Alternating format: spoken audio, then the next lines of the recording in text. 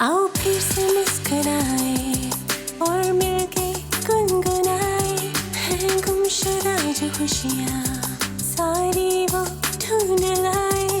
आओ फिर से मुस्कुराए मॉर्निंग विद फरा।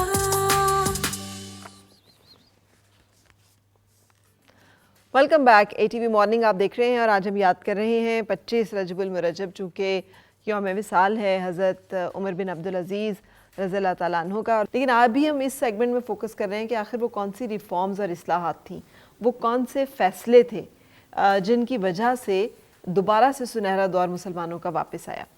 इसी के बारे में डॉक्टर साहब मैं आपसे जानना चाहूँगी कि क्या आप बताएंगे हमें और कौन से ऐसे फ़ैसले थे जो उनके मशहूर हैं तारीख़ में। जी देखिए, एक तो हमें उनकी रिफॉर्म्स का बेहतर तब पता चलेगा जब हम थोड़ा सा जो पहले का अदवार था बनु उमैया का, उसको हम हल्का सा उसका जायज़ा लें। जी। असल में ये जो बनु उमैया का दौर था, with the passage of time उसके अंदर वही चीज़ें दाखिल हो गई थी जो बादशाहों के मिजाज के मुताबिक अच्छी होती हैं। पब्लिक के ऊपर टैक्सेस का अंबार लगा दिया गया, जो लोग अफोर्ड नहीं कर सकते उनके ऊपर भी जो है वो, और उस सारे टैक्सेस का इस्तेमाल जो है वो बादशाहों और शहज़ादों के जितने भी अयाशियाँ थी उनके ऊपर ख़र्च होता था। ठीक। जब हज़रत उमर बिन अब्दुल अज़ीज़ आए तो आपकी जो रिफॉर्म्स हैं बड़ी मल्टी डायमेंशनल हैं, यानी एडमिनिस्ट्रेटिव रिफॉर्म्स भी आपने की हैं, आपने जो इकोनॉमिक रिफॉर्म्स भी की हैं जिनका डायरेक्ट फ़ायदा जो है वो फिर पब्लिक को हुआ, और जो अदल व इंसाफ का बोलबाला है उसके अंदर भी हुआ। तालीम की इस्लाहात भी की हैं और बहुत सारी की हैं। उनमें से जो मुआशी रिफॉर्म्स जो आपने की हैं, तो पहले के बादशाहों के जो चीज़ें मुरव्वज थीं, जैसे ही आपने खिलाफत जब संभाली, आपको खलीफा बना दिया गया, तो पहले ट्रेडिशन क्या थी, एक बादशाह के साथ उसके दरबार के अंदर 300 के करीब पुलिस ऑफिसर्स जो है वो उसके प्रोटोकॉल के लिए तैनात थे, और 300 दरबारी उसके अलावा थे जो बादशाह के साथ साथ जो है वो चलते थे। आप जब जैसे ही आपने ये खिलाफत संभाली और आप वहाँ पे आए अपने हेड ऑफिस में, तो आपने कहा कि ये इतने ज़्यादा लोग किस लिए, ये पुलिस वाले जनाब आपकी हिफाजत के लिए और दरबान आपकी खिदमत के लिए। आपने कहा नहीं, मेरी हिफाजत के लिए मेरा अल्लाह काफ़ी है, और जो है वो बाकी जो मामलात हैं दरबान जो है वो मेरे साथ खड़े होंगे, मुझे अपनी ज़िम्मेदारियों का एहसास दिलाने के लिए मौत का जिक्र ही काफ़ी है। तो पहले स्टेप के अंदर आपने वो जितना बर्डन था कि 600 के करीब लोगों को जो है वो ख़त्म करके उनको बाकी ज़िम्मेदारियों पर तैनात किया। जो गवर्नर्स थे डिफरेंट प्रोविंसेस के, उन्होंने अलाउंसेस की मद में बेतहाशा किस्म का इजाफा किया हुआ था। गवर्नर मदीना ने आपको जो है वो ख़त लिखा, कहा कि जी चूँकि शाम के रात के औकात के अंदर पहले ट्रेडिशन ये थी जब गवर्नर रात को सफ़र करते गलियों में, जो इस तरह की स्ट्रीट लाइट्स तो थी नहीं, तो उसके लिए ये था कि बड़ा एहतमाम किया जाता था और अच्छा खासा सरकारी ख़जाने से पैसा दिया जाता था ताकि गवर्नर जिस तरफ जा रहे हैं तो पहले से रोशनियों का बंदोबस्त किया जाए। जब लेटर लिखा, आपने कहा ये किस लिए, उन्होंने कहा कि गवर्नर है और इसके अलाउंसेस में इजाफा किया जाए, इन्होंने रात को सफ़र करना होता है। तो आपने जवाब में ये लिखकर उसको डिनाई कर दिया। उन्होंने कहा कि क्या आपने ज़िंदगी में इससे पहले इस तरह की रोशनियों के बगैर सफ़र नहीं किया? तो हम इतना अफोर्ड नहीं कर सकते कि सरकारी ख़जाने का बोझ जो है वो हुक्मरानों के ऊपर हम लगाएं। इसको भी माइनस कर दिया। वही गवर्नर जो है वो जब ख़त लिखते थे, लेटर्स लिखते थे, कुछ डॉक्यूमेंट्स तहरीर करते थे, उसके लिए एक पेपर इस्तेमाल करते थे और एक पेपर के ऊपर सम टाइम्स 1 लाइन या 2 लाइन का हुक्म दे के फिर वो आगे पास आउट कर देते थे। और इस मद में भी उन्होंने अलाउंसेस का तकाजा किया हज़रत उमर बिन अब्दुल अज़ीज़ से, क्योंकि कागज़ जो है वो हमारे इस्तेमाल में है, रोशनाई है, पेन है, ये सारी चीज़ें। आपने कहा किस तरह आप इस्तेमाल करते हैं कागज़ का? उन्होंने कहा एक पेज के ऊपर एक हुक्म लिखते हैं। उन्होंने कहा इस हुक्म की औकात क्या है अल्लाह और उसके रसूल के हुक्म के मुकाबले में? आप पेन की जो नोक है उसको पतला करें ताकि एक पेपर के ऊपर ज़्यादा से ज़्यादा आप तहरीर कर सकें, और इस तरह से जो वो ख़जाने को जो बचत होती चली जाए। फिर एक और ट्रेडिशन ये थी, अपने आप को चूँकि खौफ खुदा के मनसब पर रखते थे, तो जब गवर्नर्स जब आते थे, आजकल भी हुक्मरानों का ये मिजाज है कि उनके खुशामदी जो है वो टोला जो होता है उनकी तारीफ़ और तौसीफ़ में जो है वो कलाबे मिला देता है। तो उस टाइम ये था कि गवर्नर जब अपने पैलेस के अंदर आते तो जितने दरबारी होते वो खड़े होते अदब के साथ और सलाम करते। आप जब अपने पैलेस के अंदर आए तो आपने पहला हुक्म ये जारी किया, आज के बाद कोई भी यहाँ का दरबान जो है वो मुझे सलाम नहीं करेगा, बल्कि मैं खुद आप लोगों को सलाम करूंगा। पूछा गया ये क्यों? انہوں نے کہا اس لیے کہ میں یہ چاہتا ہوں کہ مجھے یہ سلام کریں گے تو سلام کرنے سے میری ذات کے اندر تکبر اور فخر اور تو غرور جو ہے وہ پیدا ہو سکتا ہے، میرے سلام کرنے سے میری ذات کے اندر وہ غرور اور تکبر پیدا نہیں ہوگا۔ پھر جب آپ نے جو ہے وہ آگے چل کر جب تعلیم کی اصلاحات کی تو عام طور پہ ہوتا بھی یہی ہے کہ جہاں اربن ایریا ہوتا ہے، سٹی ایریا ہوتا ہے، لوگ وہاں پہ پریفر کرتے ہیں وہاں جاب کرنے میں اپنے اپوائنٹمنٹس کے حساب سے۔ تو آپ نے جب دیکھا کہ بہت سارے مضافاتی علاقے ہیں، پوری کی پوری 3 براعظم پر مشتمل آپ کی حکومت اور سلطنت ہے، تو وہاں تک ان لوگوں کو ان کے گھر تک جو ہے وہ تعلیم کی رسائی کیسے دی جائے؟ تو جب انالیسس کیا پتہ یہ چلا کہ لوگ دور دراز علاقوں میں اس لیے نہیں جاتے کیونکہ وہاں کی تنخواہ اور وظیفہ کم ہے، اور جو لوگ شہر کے اندر سرو کرتے ہیں ان کو زیادہ ملتا ہے۔ آپ نے اس ڈسپیرٹی کو ختم کیا، آپ نے کہا کہ جو دیہاتوں کے اندر دور دراز علاقوں کے اندر بھی اپنی خدمات پیش کرے گا تعلیم کے لیے، اس کو بھی وظیفہ اتنا ہی ملے گا جو شہر کے اندر ملتا ہے۔ تعلیمی اصلاحات اس طرح سے کی۔ پھر آپ نے جیسے میڈم جو بتا رہی تھی کہ آپ کا ایک کردار جو ہے وہ جب ہم تاریخ کی 15 سالوں کی ہسٹری کو ہم اسٹڈی کرتے ہیں تو اس میں ایک ورڈ آتا ہے مجدد کا آتا ہے، اور حضور کی حدیث ہے ان اللہ یبعث علی رأس کل مئۃ من یجدد لہا دینہا، کہ اللہ تعالیٰ ہر اسلامی سال کی ایک صدی میں جو ہے وہ ایک ایسی شخصیت کو پیدا کرتا ہے جو اس زمانے سے پہلے دین اور دین کی اقدار اور ویلیوز کے اندر جو بگاڑ اور تباہی اور بربادی آ چکی ہوتی ہے، ویلیوز جو ہے وہ ختم ہو چکی ہوتی ہیں، اس کے اوپر پہ غیر اسلامی جو طرز زندگی ہے اس کا غلبہ ہو چکا ہوتا ہے، توحید کی اور رسالت اور جو ہمارے بیسک پرنسپلز ہیں وہ جب ڈاؤٹ فل ہو جاتے ہیں، سوسائٹی کلیئر نہیں ہوتی، وہ شخصیت وہ ہوتی ہے وہ آ کر پھر ان چیزوں کو ریوائیو کرتی ہے۔ لیکن ڈاکٹر صاحب یہاں پر فیتھ کی جو کریکشن ہو رہی ہے وہ ہو رہی ہے تھرو انتظامی معاملات۔ جی ہاں، یعنی اس وقت جب پہلے مسلمان جو ہمارا سنہرا دور ہے رسول پاک صلی اللہ علیہ وسلم کے تشریف لے جانے کے بعد خلافت کا، اس میں تو مسلمان جو ہیں موجود ہیں، لیکن وہ سب وہ مسلمان ہیں جو ایمان کی طاقت سے مالا مال ہیں۔ یہ وہ ٹائم ہے جس میں مسلمان کثیر تعداد میں ہیں لیکن بگاڑ ہے، نظام حکومت اسلامی نہیں ہے۔ اب مجھے یہ بتائیے کہ یہ جو تمام ریفارمز ہیں اس کے بعد کتنی مزاحمت کا سامنا تھا، کس طرح کی ان کی اپنی زندگی کی جو مشکلات تھیں، کچھ اس کا بھی تذکرہ ہو۔ اچھا، یہ نارمل ہم ہر سوسائٹی میں چاہے ہسٹری کے آپ جس بھی دور سے گزرے آپ نے دیکھا ہے کہ جب بھی کوئی ایسا ریفارمسٹ آتا ہے ہمیشہ اس کو جو ہے وہ سوسائٹی میں لوگ کھڑے ہو جاتے ہیں اور اس پہ بات کرنا شروع کر دیتے ہیں کہ بھئی ہمارے تو بڑے لیوش قسم کا لائف سٹائل تھا، ہمارے مطلب ظاہر کوئی بھی نہیں چاہتا کہ ہماری چیزیں جو جس کو ہم انجوائے کر رہے تھے وہ ختم ہو جائے۔ تو آپ نے کیا کیا تھا کہ آپ نے جتنی بھی پراپرٹی کی دستاویزات تھیں، جتنے بھی ڈاکیومنٹس تھے ان کو جمع کیا انکلوڈنگ ہز اون سیلف، ٹھیک ہے، ان کو جو ہے وہ آپ نے سارا جمع کر کے بیت المال میں جمع کیا۔ تو جب یہ بات ہوئی تو عمرہ کو تو بہت برا لگا، وہاں کے امیر لوگوں کو، ان کے پاس جو ہے وہ ڈیلیگیشنز بھی آئے، انہوں نے کہا یہ تو قابل قبول نہیں ہے۔ لیکن آپ نے کہا کہ کیونکہ آپ مجھے یہ بتائیں کہ کیا آپ اللہ اور اللہ کے قانون کو جو ہے وہ مانتے ہیں؟ اگر آپ مانتے ہیں تو یہ جو میں سارا کچھ کر رہا ہوں یہ تو اس کے ایگزیکٹلی جو ہے وہ اسٹینڈرڈس کے مطابق ہے۔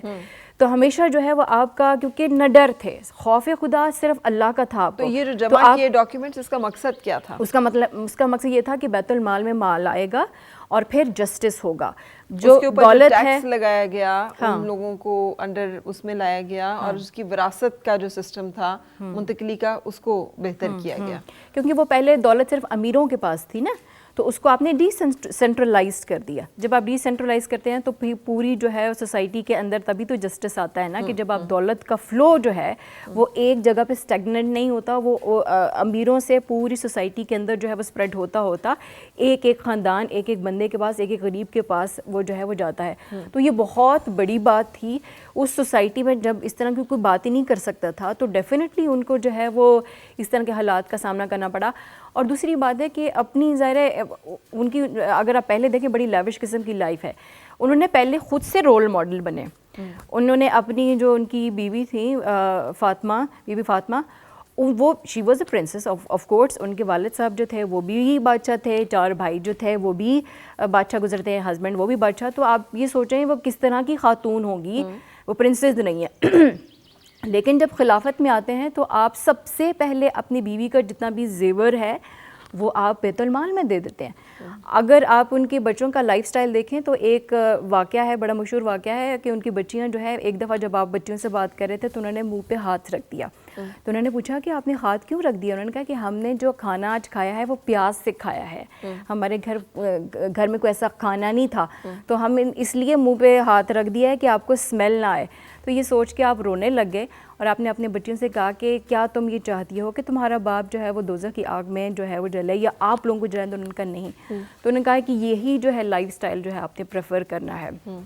عید کا دن آیا تو آپ کی بیوی نے کہا کہ آپ بچوں کو جو ہے وہ کپڑے لے دیں.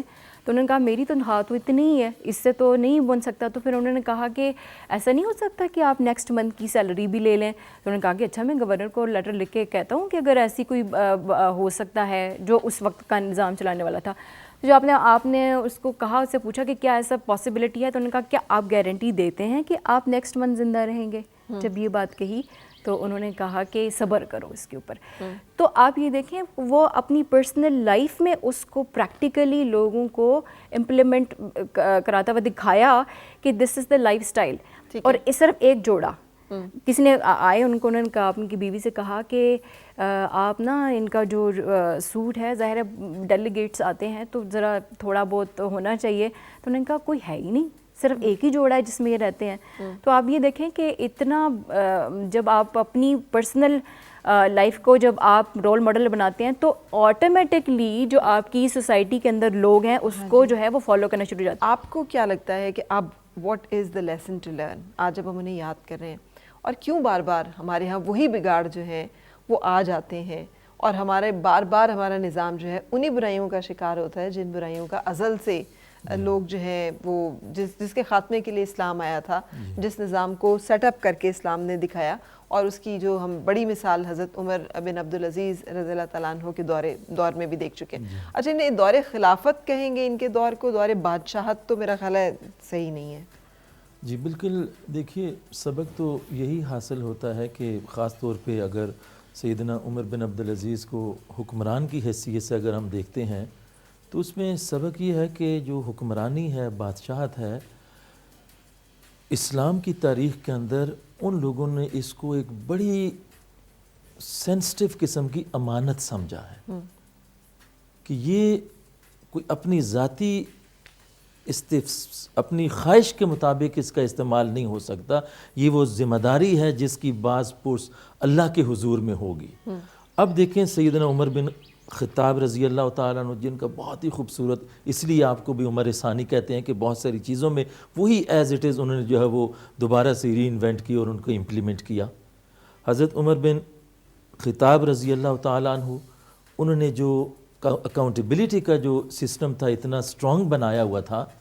ایک تو آپ مدینہ طیبہ کیپٹل تھا, جو گورنرز مختلف پروونسز سے آتے تھے ان کے لیے آرڈر تھا کہ رات کے اندھیرے میں آپ مدینہ میں داخل نہیں ہو سکتے, دن کی روشنی میں داخل ہوں گے تاکہ پبلک دیکھ سکے کہ کون آ رہا ہے اور اگر اس کو کسی سے شکایت ہو تو وہ. اور دوسرا انہوں نے کمپلسری کیا ہوا تھا کہ سالانہ حج کے موقع پر تمام گورنرز کو وہاں پہ مکہ میں حاضری کا حکم دیا ہوا تھا, اور ساتھ اناؤنسمنٹ کرتے تھے کہ یہ فلاں فلاں علاقے کے گورنرز آئے ہوئے ہیں, کسی بھی رعایا کو ان سے کوئی تکلیف کوئی شکایت ہو تو وہ بتا سکتے ہیں. عمر بن عبدالعزیز نے جو آپ کے دور کے اندر جو آپ نے افریقہ سے لے کر اور چائنا اور کہاں کہاں تک جو ہے وہ اپنی میل سسٹم جو آپ نے انٹروڈیوس کیا. آج بھی دیکھیں نا امریکہ کے اندر, یہاں تو نہیں ہے, پاکستان کے اندر اور ایڈوانس کنٹریز کے اندر ایسا ہے, پوسٹ آفس کی جو ہے وہ گاڑیاں جو جاتی ہیں تو راہ چلتے چلتے آپ ان کو لیٹر دیں تو وہ جا کر جو ہے وہاں پہ جو ہے وہ آفیشلی وہ ڈال دیتے ہیں. آپ کی جو سواری جو چلتی تھی جس کے بارے میں پتہ ہوتا تھا یہ گھوڑا, یہ خچر, یہ شاہی سواری ہے اور یہ میل لے کے جا رہی ہے کیپٹل, تو جو لوگ دیکھتے کہ یہ سواری گزر رہی ہے تو روک کے کوئی بوڑھی اماں بھی جو ہے وہ کہہ دیتی کہ یہ میرا یہ خط لے کر جو عمر بن عبدالعزیز تک پہنچا دینا. اس طرح سے یہ جو ڈاک کا سسٹم تھا تاکہ جو ہے وہ انفارمیشن ہے جو بادشاہ وقت تک جو رعایا کی انڈائریکٹلی کس طرح سے پہنچیں گی اس کا اہتمام کرتے تھے. پھر جو غریب تھے, جو اپاہج لوگ تھے, کیسا خوبصورت نظام انہوں نے دیا تھا. کیا یہ سب کچھ ممکن ہے دل کے اندر خوف خدا ہونے کی وجہ سے, اور ہر اس چیز کو امانت سمجھا جائے, اپنی میراث نہ سمجھا جائے. تو وہ اپاہج لوگ جو ڈسیبل تھے, جو چل نہیں سکتے تھے, حضرت عمر بن عبدالعزیز نے ایک اپاہج کے لیے 2 سرونٹس اپوائنٹ کروائے اور جو ایک نابینا تھا جو چل نہیں سکتا تھا اس کے لیے ایک جو ہے وہ سرونٹ اپوائنٹ کیا تاکہ ان کی مدد کر سکے, اور جو اپاہج نہیں چل سکتے ان کے لیے 2 خدمتگار متعین کیے. یہ سسٹم جو سارا دیا تھا, اس کے پیچھے جب ہم دیکھتے ہیں فلسفی, وہ وہی چیز ہے کہ دن کو مخلوق خدا کی خدمت کرتے اور رات کو مسلح پہ چلے جاتے, روتے گریہ وزاری کرتے. اور بسا اوقات آپ کی سیرت کے اندر یہ آتا ہے کہ ایک دفعہ سورۃ اللیل کی تلاوت کرتے کرتے, چونکہ خود عالم بھی تھے اور دین کا فہم اور علم بھی تھا, حدیث رسول بھی پڑھی ہوئی اور علماء کی قدر بھی کرتے تھے. فَأَنذَرْتُكُمْ نَارًا تَلَظَّىٰ فَأَنذَرْتُكُمْ نَارًا تَلَظَّىٰ, یہ جو جہنم کی آگ کا جو ذکر آتا ہے دوران عبادت, جب یہ آیہ مبارکہ تلاوت کرتے تو خشیت طاری ہو جاتی اور آنکھوں سے آنسو جاری ہوتے چلے جاتے. جی بالکل. کہاں آج کل کے حکمران ایسے ہیں جن کے صحبت اور مشیر ایسے ہوں کہ جو ان کو راہ راست کی طرف ہدایت کریں. تو حکمران خود نہیں چلتا, اس کے جو ایڈوائزر ہیں وہ اتنے. آپ نے مدینہ طیبہ کے اندر جب آپ گورنر تھے 10 رکنی جو شورا آپ نے بنائی تھی, اس کے اندر انٹلیکچوئلز, پڑھے لکھے اسکالرز, وہ سب کے سب آپ کی کیبنٹ اور کنسلٹیشن کا حصہ تھے. بالکل. تو یہ سبق ہے ہمارے لیے, حکمرانوں کے لیے, کہ اپنے ارد گرد کے ماحول کو دیکھیں کہ کون خوف خدا رکھنے والے ہیں اور امانت کو جو ہے وہ امانت سمجھ کر استعمال کرتے ہیں. اچھا, کو انسیڈنسلی ہم یہ جب ساری بات کر رہے ہیں تو ہمارا ملک جو ہے وہ الیکشن کے پروسیس سے گزر رہا ہے. یہ حسن اتفاق ہے کہ 25 رجب المرجب اور حضرت عمر بن عبدالعزیز کا جب ذکر ہو رہا ہے اور حسن انتظام کا ذکر ہو رہا ہے اور کردار کی بات ہو رہی ہے اور ریوائول کی بات ہو رہی ہے, تو ساتھ ہی ہمارے ملک میں بھی بہت جلد ہم لوگوں نے بھی فیصلہ کرنا ہے. سو آئی تھنک کہ یہ بھی ایک بہت بڑا ہم لوگوں کے لیے ایک میسج ہے کہ ہم کم از کم اپنے فیصلے جو ہیں وہ ضرور میرٹ کی بیس پہ کریں, جو بھی ہم سمجھتے ہیں ہمارا میرٹ ہے, اور ہم اپنی رائے کا اظہار ضرور کریں, کیونکہ یہ بہت ضروری ہے کہ ہماری اوپینین جو بھی ہے ہم اس کا اظہار کریں, اور پھر اس کے اوپر ہم بھی اکاؤنٹیبل ہوں گے. ہم نے جو رائے دی ہے, ہم نے جو اپنا وہ ایکسرسائز کیا, ہم وائنڈ اپ کر رہے ہیں اب. سو ارم, کوئی بات جو اگر آپ سمجھتی ہیں وائنڈ اپ میں شیئر کرنا تو پلیز. فرح, ہماری جو پریزنٹ سوسائٹی ہے نا بہت انسیکیور ہے. وہ اگر عمر بن عبدالعزیز کی جو پوری لائف, جو لیسن لرن, اگر ہم اس کو کرکس دیکھیں تو وہ کیا چیز تھی. 2.5 سال, صرف 2.5 سال, اور 39 ایئر میں وہ فوت بھی ہو گئے, اور اتنا ایکسٹرا آرڈنری جو ہے وہ نظام چلائے. What was that? وہ اتنی پاور کہاں سے آئی تھی, اتنی انرجی کہاں سے آئی تھی, کیسے سب کچھ ہو گیا تھا, سب کچھ مطلب سسٹم.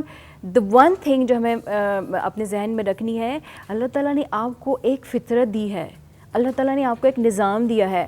پوری یونیورس کی فورسز اس پیور انرجی کے اوپر کام کر رہی ہیں. اگر آپ جو ہے اپنی پوری لائف کا جو آپ کا پیٹرن ہے اس کے مطابق ڈھال دیں گے تو آپ کو کسی قسم کی انسیکیورٹی کا جو ہے وہ آپ کو فیس نہیں کرنی پڑے گی. جو پریزنٹ ٹائم ہے, صرف اتنی سی بات آپ یاد رکھ لیں کہ جو عمر بن عبدالعزیز کی بات تھی, جو ان کا فوکس تھا وہ آخرت تھا. الٹیمیٹلی تو آپ نے مرنا ہی ہے نا. یہ جو آپ کے دن ہیں, مطلب گنے چنے دن ہیں, اس میں آپ نے فوکس کس کے اوپر کرنا ہے؟ آخرت کے اوپر. اور آپ کا جو پیٹرن ہے وہ اللہ تعالیٰ کی حاکمیت اور نبی پاک صلی اللہ علیہ وسلم کی جو ٹیچنگز ہیں, جب آپ اس کے ساتھ الائنمنٹ میں آتے ہیں تو الٹیمیٹلی آپ کی چیزیں جو ہیں وہ مینیفیسٹ ہونا شروع ہو جاتی ہیں. تو اگر آپ اس انسیکیورٹی سے نکلیں اور الٹیمیٹلی کنیکٹ کر دیں اس ذات کے ساتھ, تو آپ کے اقبال جو کہتے ہیں کہ خودی کی ذات میں ہے ساری خدائی, تو الٹیمیٹلی پھر آپ وہ میجک ہوتا ہوا دیکھتے ہیں, ساری چیزیں مینیفیسٹ ہوتے ہوئے دیکھتے ہیں, اور اتنی ایکسٹرا آرڈنری لیول کے اوپر چیزیں ہونا شروع ہو جاتی ہیں. But you have to completely surrender and submission. بالکل. بہت بہت شکریہ ڈاکٹر صاحب آپ کی تشریف آوری کا. ارم, آپ کا بہت شکریہ, تھینک یو ویری مچ. اور جاتے جاتے ہم رابعہ کو بھی یہاں پہ ایک دفعہ پھر بلائیں گے. رابعہ آئیں اور کچھ خوبصورت سا ایک اشعار جو کہ حضرت عمر بن عبدالعزیز رضی اللہ تعالیٰ عنہ کی شان میں ہم آپ سے سننا چاہیں گے. بہت شکریہ.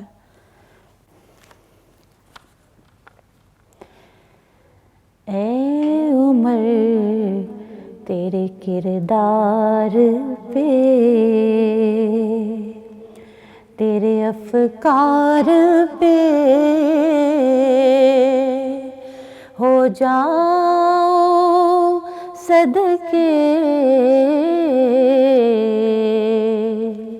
اے عمر ابن عزیز خلیفہ حبیب و بانصر हंसी ए उमर तेरे किरदार पे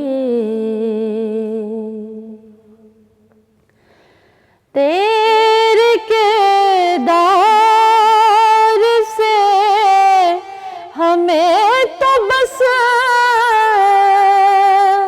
हया ही मिली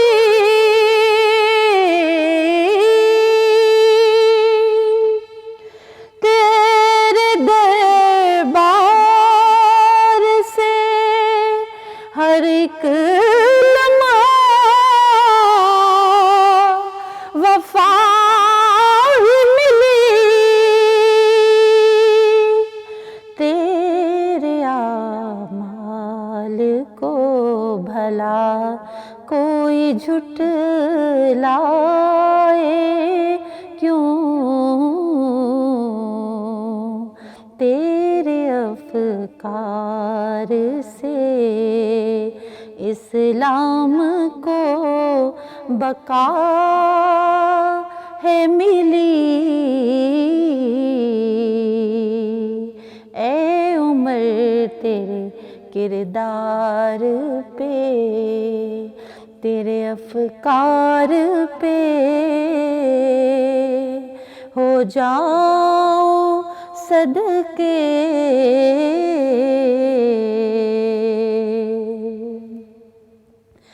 तूने इंसाफ अमन की फिजा दी है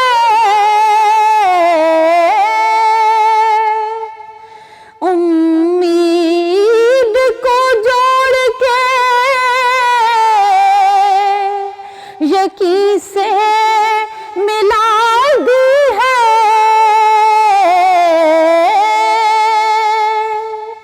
लुटाया खुद को रब की राह में इस तरह तूने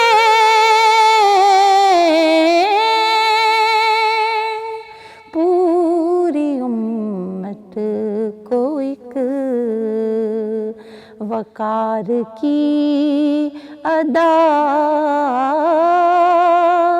दी है